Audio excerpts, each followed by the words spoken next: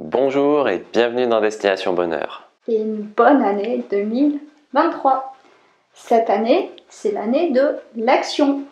Nous sommes de plus en plus nombreux à comprendre que les choses ne tournent pas rond, et pas uniquement dans le domaine de la santé, c'est dans tous les domaines, politique, médiatique, éducatif, bancaire, social, agricole, industriel, judiciaire, militaire, nos environnements de travail et bien d'autres. En fait, c'est l'ancien monde qui s'écroule. Mais c'est en même temps l'émergence du nouveau monde. Un monde d'autonomie et de la souveraineté, du lien, de l'entraide, de la justesse, des relations de cœur. Un monde qui n'est pas construit par un sauveur providentiel qui n'arrivera jamais, mais par les actions de chacun et où tout le monde a sa place. Alors, tant que l'ancien monde vit encore, nous vous proposons d'agir pour accompagner son écroulement tout en participant à l'émergence du nouveau monde. Mais il nous faut surtout éviter la violence et les actions illégales.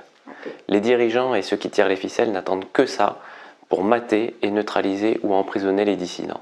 Il n'y a qu'à voir comment ils s'y sont pris avec les gilets jaunes, comment ils ont eu à l'usure les manifestants de ces 2 dernières années, ou comment l'année dernière ils ont tenté de provoquer les convois de la liberté pour les conduire dans un guet-apens où les attendaient des véhicules blindés. Heureusement, ces dernières années, plus personne ne tombe dans le panneau. Alors dans cette vidéo, je vais vous raconter un exemple qui me semble emblématique d'action douce et réussie. Je vais vous proposer tout un ensemble d'idées que nous pouvons chacun mettre en œuvre et qui nous permettent à la fois de se détourner de l'ancien monde pour le laisser s'écrouler et de créer le nouveau monde. Au passage, nous vous remercions du fond du cœur ceux qui nous soutiennent avec le financement participatif sur Tipeee. C'est parti ? J'aimerais d'abord vous parler du jardin des fadas. Un ami m'a raconté leur histoire que je trouve vraiment très intéressante car elle montre comment, avec de petites actions à portée de chacun, il est possible d'obtenir des résultats au-delà de ce qu'on imaginait. Ça se passe à Marseille sur un terrain vague qui borde un immeuble. Un jour, il se pose la question de vendre ce terrain vague à un promoteur pour en faire un nouvel immeuble. Le projet remue beaucoup les habitants car une partie aimerait vendre pour gagner des sous, tandis que l'autre partie aimerait garder une vue dégagée et éviter de bétonner une zone qui l'est déjà beaucoup. Il s'ensuit des disputes, des procédures juridiques entre les uns et les autres. Mais vous allez voir que ce sont ni les batailles ni les actions juridiques qui vont décider de l'issue de ce terrain vague. En fait, loin de toute cette agitation, quelques hurluberlus, des fadas comme on les appelle à Marseille, commencent à aménager le terrain, à le cultiver, à l'entretenir, tout simplement, sans rien demander à personne, avec des arbres, des légumes, le tout en permaculture, un boulodrome. Qui pourrait bien se plaindre que quelqu'un entretienne un terrain vague?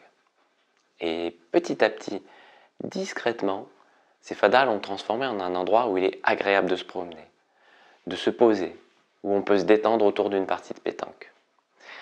Et c'est à ce moment-là que sont arrivés les confinements et les habitants de l'immeuble ont mesuré encore plus qu'avant la valeur de cet endroit de verdure qui leur a permis d'être à l'extérieur et de respirer pendant cette période pénible. Et finalement, tout le monde y a trouvé son compte et le projet de bétonner l'endroit a tout simplement périclité. Et j'aime beaucoup cette histoire parce que plutôt que de se battre, de perdre son temps et son énergie et son argent dans le système via des procès, ces fadas sont juste partis de leur cœur, de leurs rêves, et ils ont mis leur temps et leur énergie au service d'une œuvre utile à tous, qui a permis de mettre du lien, de réconcilier tout le monde. Et je trouve que c'est la plus belle et la plus utile des actions. Et vous voyez que cette action qui au début aurait pu être qualifiée de dérisoire ou d'inutile, non seulement a porté ses fruits au niveau local, mais a maintenant un impact à une échelle bien plus importante puisqu'elle nous a inspiré, et qu'elle a inspiré d'autres personnes, et qu'à notre tour, nous nous en faisons les ambassadeurs, de sorte qu'elle pourra donner des idées non seulement en France, mais aussi dans tous les pays depuis lesquels cette vidéo pourra être vue. Ainsi, ces fadas auront finalement un impact global.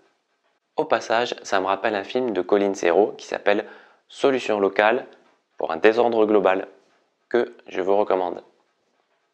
À l'image de ces joyeux fadas, nous pouvons tous être des forces de changement au travers de nos attitudes et de nos actions. Et c'est pourquoi Jacques va vous proposer un ensemble non exhaustif d'idées pour avoir un impact, pour aller vers un monde plus désirable et qui nous correspond plus. On commence par nos attitudes.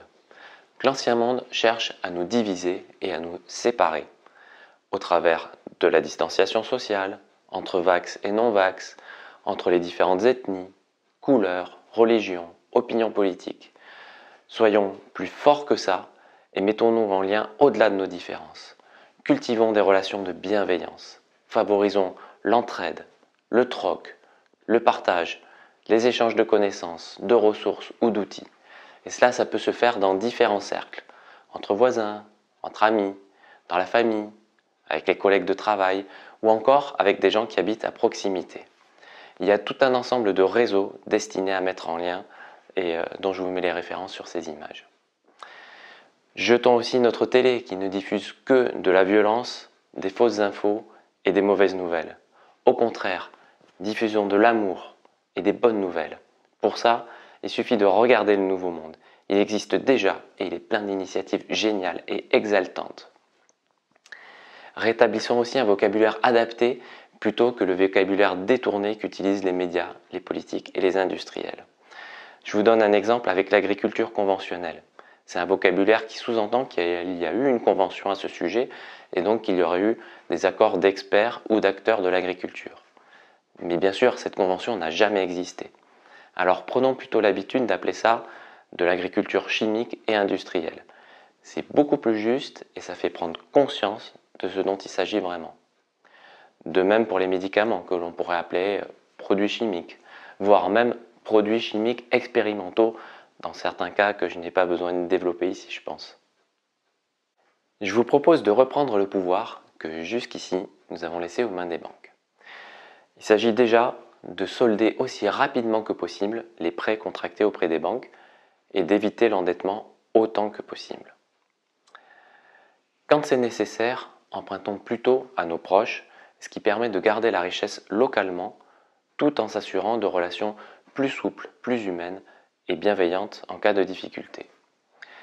Par exemple, si après avoir emprunté de l'argent à un proche, nous subissons une difficulté financière, il est possible de s'arranger avec ce proche, soit pour faire une pause, soit pour le lui rembourser sous une autre forme, comme en travaillant pour lui ou en lui rendant des services par exemple. Nous pouvons aussi réserver une somme d'argent que l'on peut investir dans des projets locaux et qui ont du sens. Si nous prêtons cette somme sans intérêt, c'est une grande aide pour ceux qui veulent s'installer. Quand ils l'auront remboursé, il sera possible de prêter à d'autres et ainsi de continuer à enrichir la communauté locale et de créer du lien et de l'entraide. Et ceux qui en ont bénéficié auront peut-être à leur tour l'envie, quand ils le pourront, de faire la même chose pour d'autres. Autre possibilité de remplacer la banque, c'est d'acheter à l'avance la production de quelqu'un qui s'installe localement. Nous pouvons ainsi favoriser l'installation d'un maraîcher bio à proximité de chez nous par exemple, et là encore lui éviter d'avoir à payer des intérêts d'un emprunt qui lui aurait réduit ses revenus pendant des années, voire pendant des dizaines d'années. Il est également intéressant de sortir une partie de notre argent des banques qui de toute façon n'y est pas en sécurité. Pour s'en convaincre, il suffit de se rappeler des mesures que l'Union européenne a imposées à Chypre il y a une dizaine d'années. Ils ont tout simplement fermé les banques pendant plus d'un mois et ont écrêté les comptes au-delà d'un montant pour renflouer les banques. Et bien sûr, ces banques n'ont pas eu besoin de rembourser une fois qu'elles allaient mieux. Et comme l'Union européenne a été très satisfaite de cette action, elle a prévu des mesures pour pouvoir le faire encore plus facilement la prochaine fois. En France, ça se traduit par la loi Sapin 2. Un clic de souris et nos comptes sont bloqués ou écrêtés. Et sortir une partie de notre argent des banques a aussi d'autres intérêts. Non seulement c'est de l'argent que la banque ne peut pas nous bloquer, mais ça participe également à freiner le passage à l'argent tout numérique et ça soutient les commerçants qui sans ça perdent une partie de leurs revenus en commission à chaque transaction par carte bancaire. C'est une perte plus importante que ce qu'on imagine. Et enfin, nous pouvons utiliser notre argent pour acheter dès aujourd'hui ce dont nous aurons besoin demain. De toute façon, de l'argent qui reste en banque perd de sa valeur via l'inflation. Je vous propose maintenant de reprendre le pouvoir que nous avons laissé aux industriels. D'abord, en achetant le moins possible au supermarché et en privilégiant l'achat d'aliments frais et bio chez des producteurs locaux.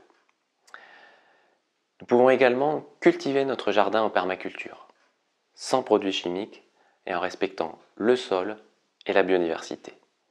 Une partie de notre alimentation sort ainsi du système industriel. Nous avons fait beaucoup de vidéos pour vous aider à mettre en place un jardin productif, naturel et où la biodiversité a toute sa place. Apprenons à nous passer de l'industrie de la santé et à la gérer nous-mêmes. Nous avons tout en nous pour aller vers la pleine santé, et ce sans le moindre produit chimique.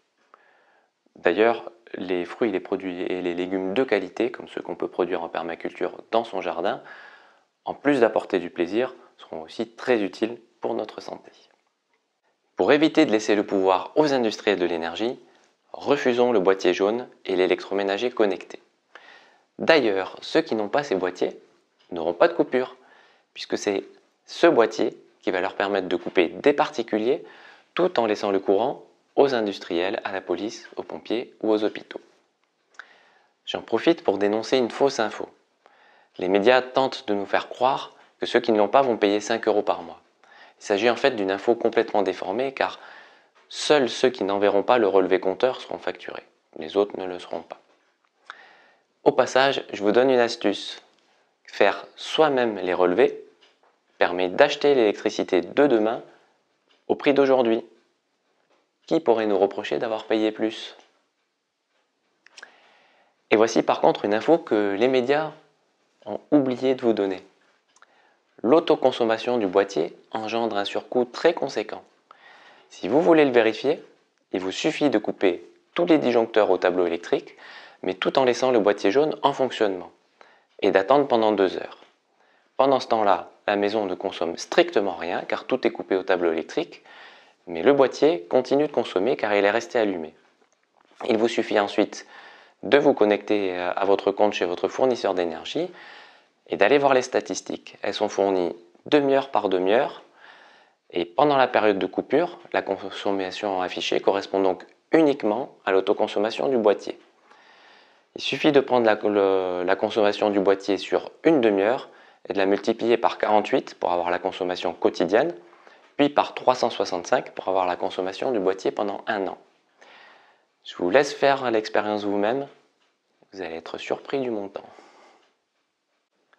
Les médias et les politiques ne sont pas au service du bien public, mais au service de l'industrie. Même pour les choses qui peuvent sembler les plus anodines ou qui semblent être vraiment au service du bien commun, ils nous arnaquent.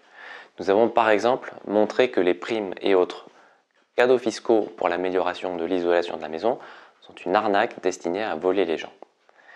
Alors gardons ça en tête pour savoir qu'en règle générale, il est préférable d'aller à l'inverse de ce que proposent les médias et les politiques. Par exemple, quand ils étiquettent quelque chose comme secte, complotisme ou extrême droite, allons voir pour nous faire une idée et décider par nous-mêmes si l'étiquette est justifiée ou non. Il y a souvent des choses intéressantes à découvrir. Au passage, je vous suggère de regarder la définition de ce qu'est une secte. Vous pouvez voir ça sur le site officiel de la Miviludes. Et vous verrez que le gouvernement remplit tous les critères. Tout bien que tu détiens est un souci qui te retient. L'État t'ôte tous tes soucis. Méfions-nous aussi quand on cherche à nous faire passer des mesures qui nous font perdre des libertés, en particulier quand le prétexte est notre sécurité. Si ça fait perdre des libertés, ce n'est pas pour le bien commun, car la liberté est notre droit le plus fondamental et c'est pour ça qu'il figure en première place dans la Constitution. Développons notre autonomie et notre résilience, car ce sont des outils qui nous permettent d'avoir toujours un maximum de choix.